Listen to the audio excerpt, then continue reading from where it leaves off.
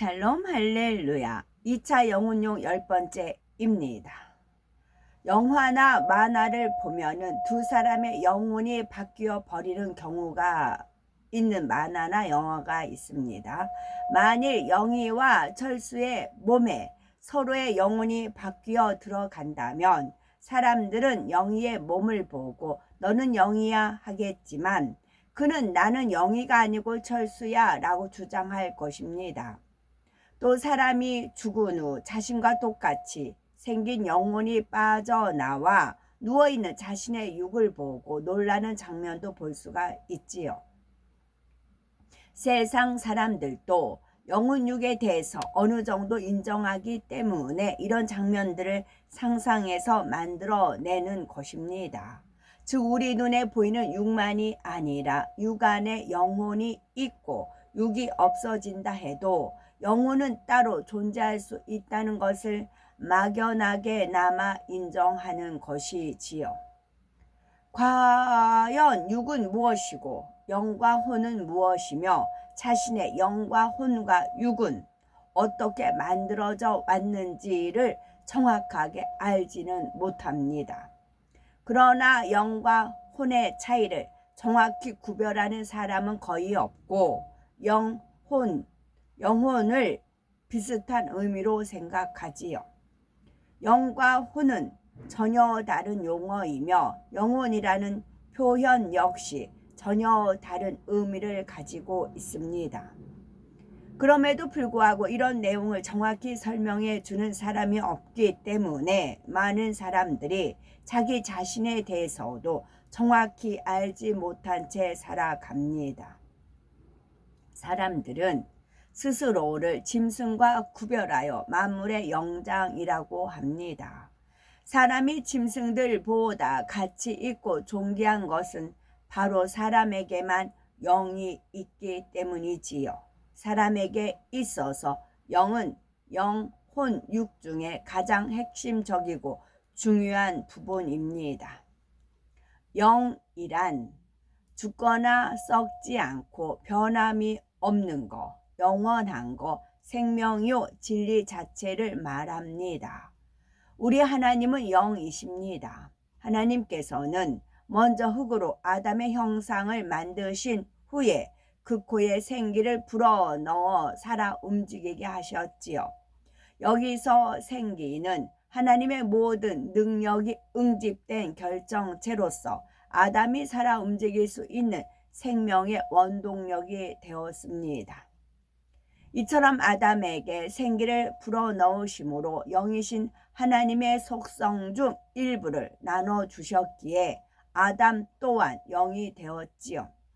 그래서 아담을 살아있는 영 곧 생명이라고 한 것입니다. 하나님께서 아담의 몸을 흙으로 빚어 만드신 이유는 흙의 특성 때문입니다. 흙 자체는 생명이 없지만 생명을 길러내는 재료가 되지요.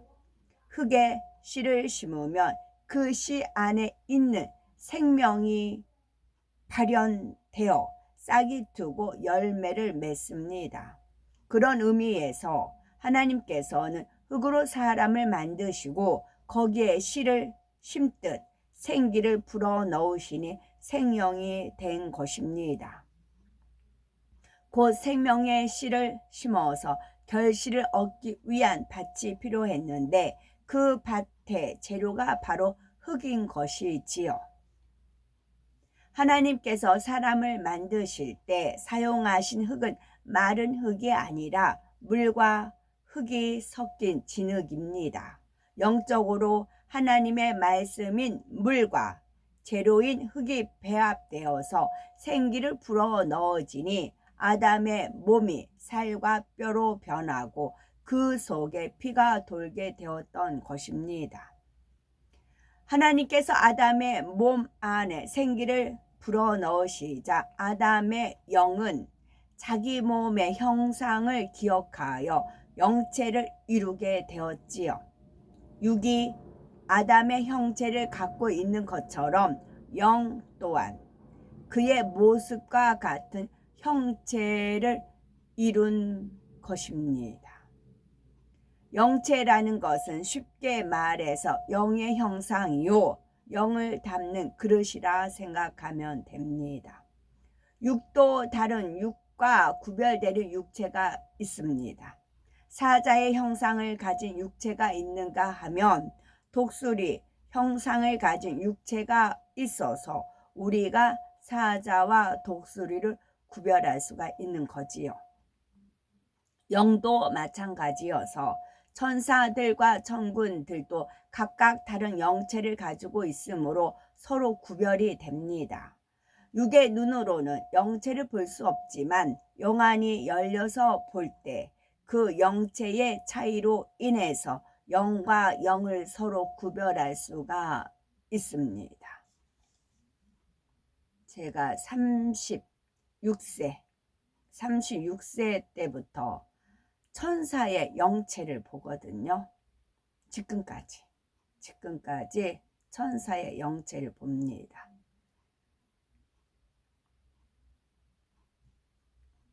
그렇다면 아담의 영체 안에는 어떤 내용물이 들어있는 걸까요? 영에 담긴 내용물은 영의 지식이라고 말할 수가 있습니다. 처음에 지음받을 당시 아담의 영은 아직 영의 지식들이 없는 백지와 같은 상태였지요. 마치 갓 태어난 아기가 비록 사람의 형상을 갖고 있지만 그 머릿속에는 지식이 전혀 들어있지 않는 것과 같습니다. 아기는 점차 자라면서 주변 사람들로부터 그리고 학교와 사회에서 여러 가지 지식을 배워 나가야 사람 구실을 할 수 있는 것처럼 아담도 창조된 후 많은 시간에 걸쳐 하나님으로부터 여러 가지 영의 지식들을 배웠습니다.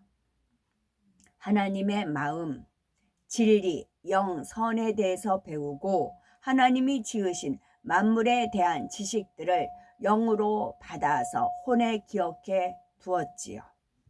곧 마음으로 받아서 머리에 저장해 둔 것입니다. 짐승의 혼과 달리 사람의 혼은 소멸되지 않는 이유가 바로 영에 결합되어 혼에 작용을 하기 때문입니다.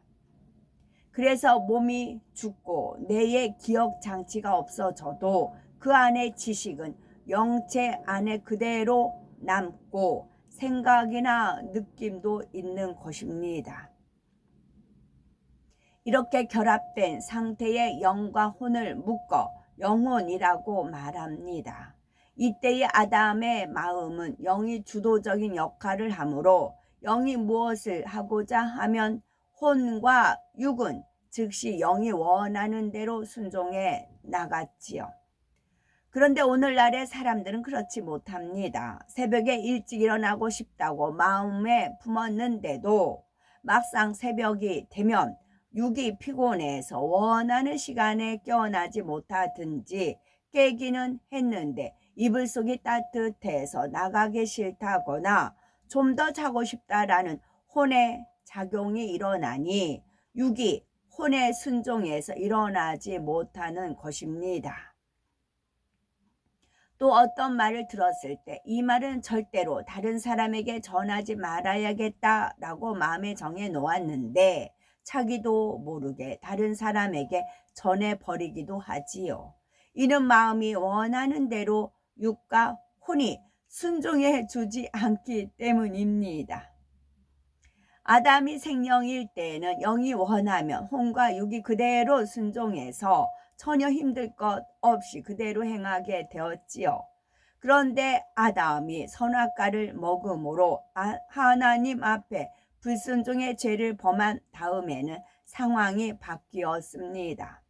하나님께서 정령 죽으리라 말씀하신 대로 영이 죽으니 혼이 주인이 되어 사람을 주관하게 된 것이지요. 영은 영원한 것, 변함이 없는 것입니다.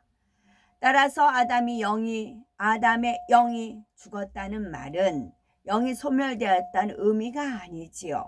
하나님과의 교통이 끊어져 버린 영이 활동을 정지하여 죽은 것처럼 되었다는 말입니다. 그러자 이제 사탄이 사람의 혼을 통해 비진리의 지식들을 불어넣기 시작하니 하나님께서 공급해 주신 영의 내용물이 점차 사라지고 그 대신 그 자리에 비진리의 지식들이 채워졌지요. 예를 들어서 하나님은 섬기라, 온유하라, 진실하라, 진리와 함께 기뻐하라 라는 것들을 심어주셨는데 사단은 높아지라, 혈기 내라, 자기 유익을 구하라, 거짓말을 하라, 시기하라 라는 것을 심어주는 것입니다. 세월이 지날수록 하나님께서 심어주신 영의 내용물은 사라져가는 반면 사단이 주는 비진리 곧 육의 내용물이 점점 많아집니다. 이렇게 마음 안에 진리가 사라지고 비진리가 많아질수록 점차 영은 힘을 잃어 마침내는 꼼짝도 못하게 됩니다. 우리는 거꾸로 가야 됩니다. 비진리를 버리고 진리로 채워나가면 영이 힘을 받습니다. 거미가 거미줄로 먹이를 말아서 꼼짝 못하게 하는 것처럼 육의 내용물이 영을 둘러싸고 꼼짝 못하게 가둬버리는 것입니다. 그러면 영은 죽은 것처럼 완전히 활동을 정지하고 하나님께서 근본에 주셨던 생명 자체만 남게 되지요. 비유를 들어서 사람이 사고로 식물 인간이 되거나 뇌사 상태가 되면 당분간 생명은 유지가 되지만 죽은 것과 다름이 없지요. 그러니 뇌사 상태에 빠지면 아직 심장이 뛴다 해도 법적으로는 죽었다고 인정하는 나라들도 있는 것입니다. 마찬가지로 사람의 근본된 영이 소멸된 것은 아니지만 영의 지식도 기능도 사라져 버렸을 때는 영이 죽었다고 말하는 것입니다. 이렇게 영이 죽게 되자 아담은 이제 혼의 주관을 받는 혼의 사람이 되어 버렸지요. 혼을 통해 비진리를 받아들이고 썩어질 육을 마음에 받아들이니 결국 썩어지고 변질되는 육의 사람이 되었습니다. 이후로 사람들은 세월이 지날수록 점점 더 큰 육을 낳아갑니다. 세상에는 악의 악이 더해지고 죄로 관영하게 되었지요. 우리가 육에 있을 때는 구원받을 수 없습니다. 혼이 사람이 되고 육으로 변질된 사람은 계속해서 사단의 주관을 받으며 죄를 짓다가 마침내 지옥에 가야 하는 것입니다. 우리가 구원을 받아 천국에 가려면 먼저 죽었던 영이 다시 살아나야 합니다. 그러면 어떻게 해야 우리의 영이 살아나서 구원을 받을 수가 있을까요? 영의 지식들이 없어지고 영의 활동이 중지되므로 영이 죽었으니 이제 영이 다시 활동할 수 있도록 영의 지식들을 다시 채워 나가면 됩니다. 그러기 위해서는 가장 먼저 예수 그리스도를 믿고 구세주로 영접해야 합니다. 우리가 예수 그리스도를 구세주로 영접하면 하나님께서는 우리 안에 성령을 보내주십니다. 성령은 죽은 영을 살려 다시 활동하게 하시고 영의 지식들을 공급해 주시지요. 죄와 의와 심판에 대해서 깨닫게 하시고 성경에 기록된 하나님의 말씀을 믿을 수 있게 하시며 말씀대로 순종할 수 있게 도와주십니다. 주를 영접하여 성령을 받으면 새로운 피조물로 거듭나는데 이것으로 끝나는 것이 아니라 지속적으로 신앙생활을 잘해야 합니다. 성령을 받아서 죽은 영이 살아나면 그 안에 영의 지식들을 다시 채워나가는 과정이 있어야지요. 곧 성령으로 영을 나아가야 하는 것입니다. 성령 받은 사람이 계속해서 성령으로 영을 나아가면 마음의 진리로 채워지고 영의 지식들이 채워지는 만큼 비진리는 점점 줄어듭니다. 아담의 범죄 이후 사람들이 육으로 물들어 가는 것과 반대의 과정을 밟게 되는 것이지요. 이것이 곧 영혼이 잘 되는 과정이며 영의 사람으로 변화되는 과정입니다. 우리의 영혼이 잘 되면 하나님께서 항상 우리와 함께하여 범사가 잘 되게 축복하시고 모든 질병과 재앙을 막아주심으로 영육간에 항상 강건하게 됩니다. 하나님의 자녀들은 성령으로 영을 낳아 하나님을 닮은 영의 사람으로 변화되어야 합니다. 하나님의 말씀이 마음에 온전히 임한 사람들은 마치 신과 같이 될 수 있지요. 그러면 범사의 형통함을 받을 뿐 아니라 믿음 가운데 사람으로서는 도무지 할 수 없는 일들을 나타내게 됩니다.